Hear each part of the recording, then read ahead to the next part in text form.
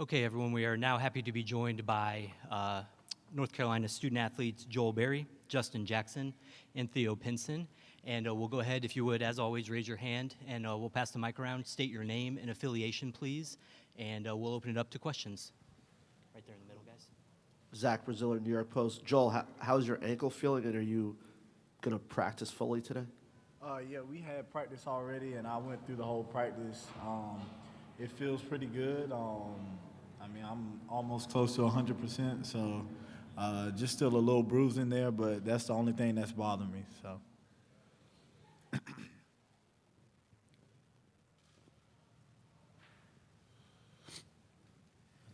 Up here in the front, Myron. Myron Metcalf, ESPN. For Joel and Theo, when you watch them on film, what's the biggest challenge you think that Butler poses to you all? First thing, they are very disciplined. We played them my freshman year, very physical game. They don't make many mistakes, so it's sort of like a Virginia game. They play very disciplined on the defensive end. Yeah, I would say the same thing. They just play hard. That's the biggest thing. They do the little things like 50-50 balls, being there to take charges, just play solid defense, and they don't try to do anything outside of what they can't do, and they're just sound and disciplined. So.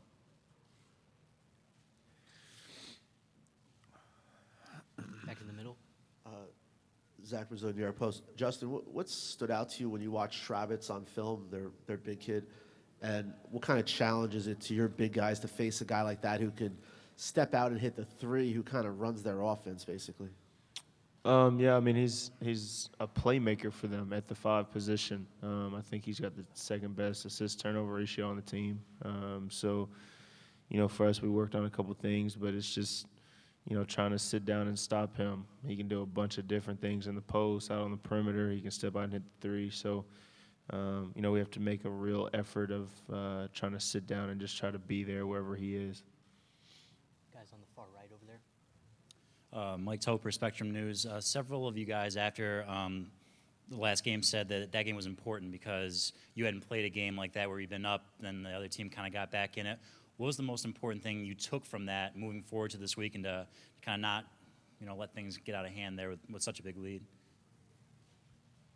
Yeah, I just think we got to stick to just playing how we play and not letting the team take us out of what we want to do. And I think at the beginning of the game, Arkansas we did a good job of just playing our game, making the pace fast, and then they started pressing, and then we started playing their game, and we just didn't get the shots that we wanted, and we're just turning over the ball. And so I think the biggest thing is just sticking to our style of play and just getting up and down the court like we want to. And then, like you said, we just needed that game. We hadn't had a tough game like that in a while, so to know that we can, be down 5 with 3 minutes left and still win the game, that just shows the toughness that we have. And if we ever get in that spot again, we have a capability of being able to come out with the win. So. Let's go over here on the right and then into the middle there. Justin Jackson, can you just talk about the evolution of your game since your freshman year? You've really grown as a player into an NBA player. Can you just talk about your evolution for a little bit? It's 2 words: hard work, or whether that's 1 word with a hyphen, whatever you want to say. But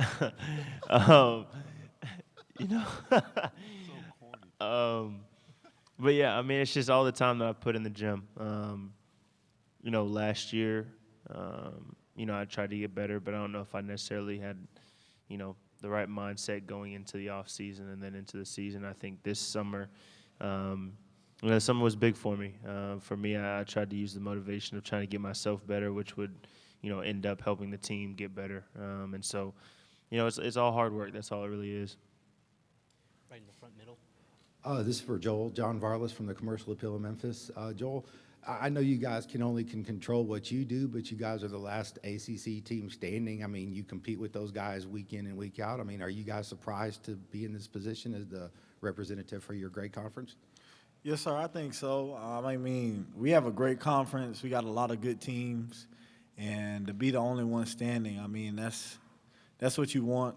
We want to get farther than that, than what we are now, but just to be the last team from our conference representing that is a great thing. And, you know, we would like to have other teams in our conference because we think that we're the best conference in the nation. So we would like more teams to represent the ACC, but, I mean, that's just how it didn't play out like that. But to be able to be the only team left, I mean, it's an honor. But, I mean, we just gotta finish it out, and hopefully we can bring it back, the whole thing to our conference. So.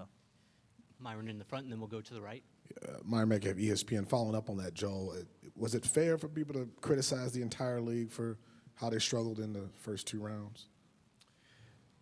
I mean, you could, just because, you know, like he said, we're the only team left. But at the same time, you know, that's why they call it March Madness. I mean, anything can happen. You know, it's one game. Just some teams, you know, just didn't have their best games on the day that they played, and they don't get another chance. You know, winner stays and loser goes home. So, I mean, it's hard to say, you know, if the other teams are better. But, I mean, it just so happened that the other teams came to play that day, and they just had a good day. So, I mean, it's how you want to look at it. But I still think that we had the best teams in the nation, but they just, you know, it didn't go their way. So, On the right, and time for 1 or 2 more. Jeffrey Wright, WMFS. For any of you three, when you look at Butler on film, of the teams that you've played this season, who do you think they resemble the most?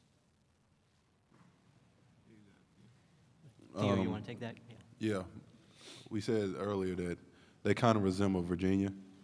They make everything tough. They're always going to be there. I remember on Scout Report, they told us early, they was like, don't think you're not going to be guarded. Every time you catch the ball, they're going to be there. It's just how they are. So everything's going to be tough. It's going to be more important for everybody to do better screening, getting open, working harder to get the ball, and all the little things. 50-50 ball. So it's more of a game just like Virginia, sort of. Justin, Joel, anything to add? Anything else for these student athletes? Okay, gentlemen, thank you very much. And we'll continue with Coach Williams here in a few moments.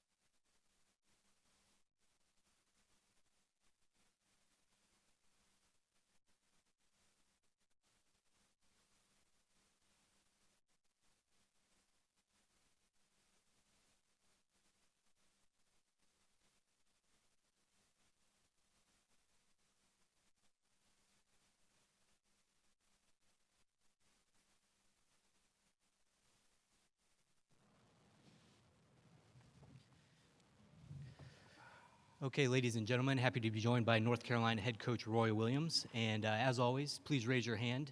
We'll pass the microphone around, state your name and affiliation, and ask your question. And we will go ahead and begin with an opening statement by Coach Williams. Okay, opening statements are pretty easy. Every coach says we're happy to be here, happy to still be playing and coaching. Memphis is one of my favorite places, and we've already practiced today. We'll go out there on the court and do some shooting, but had a decent practice, and we're excited about playing. And a guy last night said, man, what a great regional. I said, North Carolina, UCLA, and Kentucky, and he paused, and I said, and Butler. You know, we're 0-2 against those guys, so they're pretty doggone good too, but we're happy to be here. Over here on the right, Coach. Hey, Coach Jarvis Greer, WMC Memphis. Welcome back to town. Thank you. You said this is one of your favorite places. What makes this one of your favorite places? And I think the last time you were here, you took off and won the national championship. Well, that's one of the reasons, yes. Not that I'm superstitious at all, but no, I came here probably in the mid to late 70s, recruiting several times. I stumbled into Rendezvous, and I found the best ribs I'd found anywhere in the country, so I love the Rendezvous. We've recruited kids here. They love the golf courses, love the people, love the music. 2009, we had a nice run. It got us to a Final Four, so I just like the town a great deal and the way I'm always treated. The people are so nice. So, but yes, the regional tournament in 2009 was a very big part of that. Coach, Devin Walker from NCAA.com. This is your 17th trip to the Sweet 16 or further. Do these things ever get old for you? No, you know, I'm greedy. I'd like to go all the time. It doesn't happen that way, but you got a new group of kids. Their enthusiasm is sort of infectious, and they seem to act like and say that I've got a great deal of enthusiasm for doing it, but I don't think it ever gets old. And the fact that you do it nowadays in college basketball, your roster changes over pretty frequently, and we just have a lot of guys back from last year's team, but lost Joel, James, Marcus, and Bryce. But these kids are very enthusiastic and very hungry to try to continue playing. Front left over here. Nancy Armour with USA Today. Roy, you mentioned the strength of this regional. Can you remember one that's had, you know, not just the strength of these teams, but the history? You've got the three teams that have the most NCAA titles, I believe. You know, the glamour names are there, yes. I think that's probably a little different. I've been in regionals before, I think, where we'd have 1, 2, 3, and 4. I've been in the Final Fours where we had 3 1s, you know, so I've seen that. But as you say there, with the names that are here with North Carolina, Kentucky, UCLA, the number of championships, the number of wins, it does make it a little unusual. But I happen to think right now Butler's better than any of them. That's the team we're getting ready to play. But it's pretty impressive. Back middle, Coach. Yeah. Zach Brazil, New York Post. You They mentioned got you on the back row now, kicked you off the front row, huh? That's right. Yeah. You mentioned Kentucky and UCLA. I know you're obviously focused on your game, but there's a lot of hype about that game. Is there any part of you that's kind of looking forward to watching those teams play? You know, it's the kind of thing you would probably expect the answer that I'm going to give you, but it's really true. I haven't spent 1 second on any tape of UCLA or 1 second on any tape of Kentucky. I think I'd be a bad guy and a stupid guy if I did that kind of thing. Butler, as I said, they've played us twice in the last 5 years and beaten us both times, so they've got my attention, to say the least. Now, if you're talking about just watching a game as a fan, darn right, I'd like to watch that game, but I'd like to watch it a heck of a lot more if I've got a really big interest in who would be playing. There's no question. Up here in the front with Myron, Coach. Myron Metcalf, ESPN. The ACC looked like the strongest conference throughout the regular season. Your team's the last team standing. What's the proper way to assess the ACC this season with the results in the early rounds? You know, I don't think you can compare. You know, last year, this time, I think, I read it somewhere. I guess you guys should tell me I can believe everything I read in print, but I think last year we were 16-1 coming into this weekend, and now we're 7-8. I firmly believe that last year we were a really big-time conference, but we didn't show it during the regular season, and we did show it during the tournament. 4 teams in the Elite 8, 2 in the Final 4. This year, I was convinced we were by far the best league, but we haven't shown it in the tournament. I don't know if either one of them are the only way to gauge, but it's a very, very strenuous schedule. It's exhausting trying to play in the ACC with 15 Playing those 18 games is it's a marathon, but you have to sprint through it. I think the ACC is still the best league. Anything that happens in the tournament, I don't think that last year I didn't think that made us the best league. I thought we were the best, but again, some pretty knowledgeable people had our league ranked as third or fourth, I think, last year, and they're pretty knowledgeable people. But this year they had us ranked first, but we haven't proven it in this tournament. That's the bottom line. Back right over there, Coach. Coach here. Once again, Jarvis Greer, WMC Memphis. Coming into this year with a lot of the same guys that played in the national championship game last year, did you sense a hunger from these guys to get back to that final game? Well, the most inadequate feeling you can ever have as a coach, and I had the highest level of inadequate feeling last year. What was I supposed to say to my team in the locker room after Chris Jenkins made that shot? It won the national championship, and it's just like somebody reached in your chest and pulled your heart out and shook it right in front of your face and taunted you. There was nothing that I could say that would remove the pain that those kids felt and our staff felt, but I told them to would hope one thing they could get out of it would be use that as fuel, as motivation to work extremely hard on your game over the summer and try to become the best individual player you could be, and in hopes that when practice started we could be the best team. I think it did drive them for some of their work in the off season, but it doesn't get you any extra points. You still got to go out and play. It is a situation where we've got several kids, but the leaders of our team last year were Marcus and Bryce, and they were our two best players, and they're playing for a living right now. But I do think they used it as motivation, and if it works, then we'll talk about it, and if it doesn't work, we'll just say, well, it didn't work. Back row on the left side, Coach, and then up Okay. here. Yes, Coach. David Woods from the Indianapolis Star. Butler's bigs, Tyler Weidman and Andrew Shrabish, have pretty much been undersized all year, and they will be against your team. What do you see from them on film that allows them to be effective? Pronounce his last name again, because I've heard 14 different ways. Andrew Shrabish. Travis? Shrabish. Shravis. That's close. Can I call him Andrew? Yeah. Okay. He's pretty daggum impressive. He gets that ball and they clear out one side of the lane. He bangs and he bangs and he turns to his left shoulder and shoots it in. There's nothing you can do about it. And he has over 100 assists. I think particularly him, he just makes the other guys much more effective. And Weidman, I've never seen a more appropriate name than Weidman. So in the post, Kennedy's not very tall, but Kennedy's wide also. But they do present problems for us. I mean, they have three guys, I think, that scored 17, 7, and 4 against us 2 years ago when they beat us. And one of them doesn't even start, but he's their leading scorer. But their big guys do some things out on the floor that take away some of the advantages we have when they're on offense. And we're having to guard them out there. And I'm hopeful that at the same time, maybe some of the advantages we have will be when they're trying to guard us inside. But they're a fun team to watch. I mean, they really are. Chris has done just a magnificent job with them. They don't beat themselves. They're as a coach, they're really a fun team to watch, and except when you're getting ready to play them. Down here in the front on the right, and then a couple more lined up. Scott Casiola, New York Times. Roy, last year, when you actually physically cut the nets, I think you had a small mishap. Mm-hmm. What specifically happened, and if you have that opportunity again this year, will you take any precautions? If we get the chance to cut down the net, I won't give a flip if I cut my finger halfway off again, that kind of thing. I'd take that. Last year, it's pretty well documented. I've got some vertigo issues, and I was up there on the ladder, and I felt like it started moving a little bit as I was trying to cut the net, and I missed the net and cut my finger. And then I tried to macho it real well and tried to hide it from everybody, and it was bleeding like crazy down there, and he ended up putting 4 or 5 stitches in the locker room. But if you tell me that's all it takes to keep going, I'll sacrifice that. That's not a problem at all. Left-hand side over Hopefully I'll be a heck of a lot more coordinated. Coach Kate Carlton, South Boston News Record right here. Okay. The Arkansas game on Sunday, what did you see out of your defense in the last 5 minutes? Were you able to hold them scoreless from the field? Well, we were more active. We were more focused. We used our brain and our heart both. We were more attuned to what they were trying to do.